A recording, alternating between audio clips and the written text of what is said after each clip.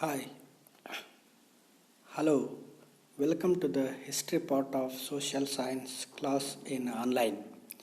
Dear students, we are going to start the history part of social science in 8th standard, the first chapter, sources. In this chapter, we are going to study about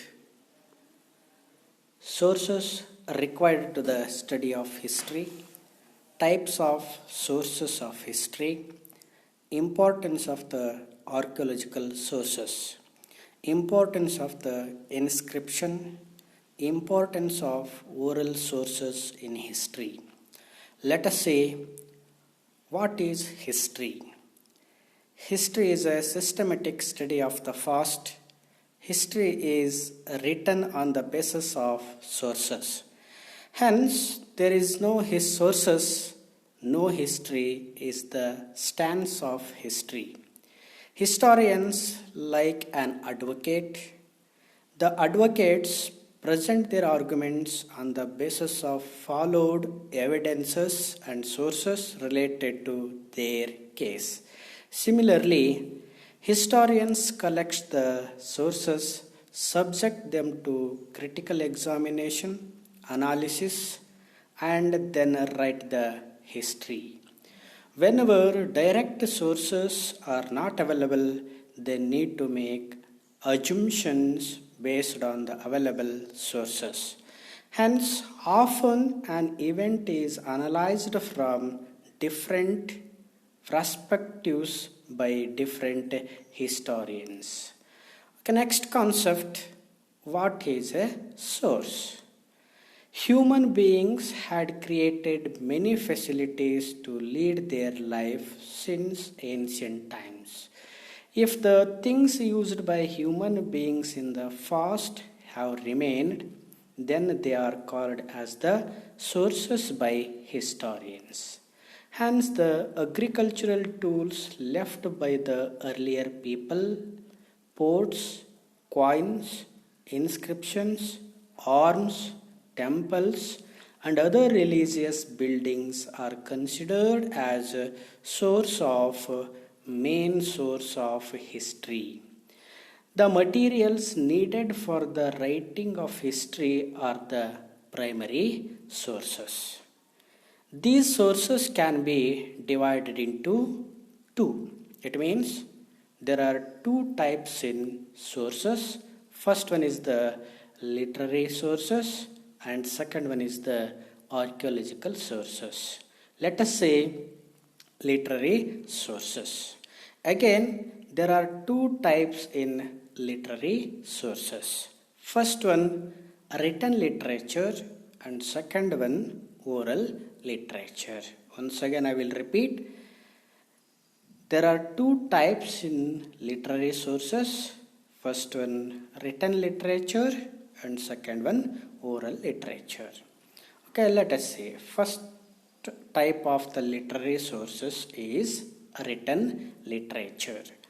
Written literature is the main source of literary sources. Literature can bring the contemporary social life of the times of the writer alive to us. A literary work portrays the then existing aspects of life either directly or indirectly. Okay, here there are two types in literary forms. First one is the native literature and second one is the foreign literature. Okay, first one, native literature. The literature created by Indians in a native languages is called as the native literature. Literary works in Sanskrita, Prakrita, Kannada, Telugu, Tamil, Hindi, Marathi, Kashmiri, Gujarati, Oriya, and in many other native languages are the sources. Then let us say what are the examples for native literature. First one, Kautilya's Arthashastra. Next, King Hala's Gatha Shaptasati. Vishakadatta's Mudra Rakshasa. Kalhana's Rajatarangini. Banabhatta's Harshacharita.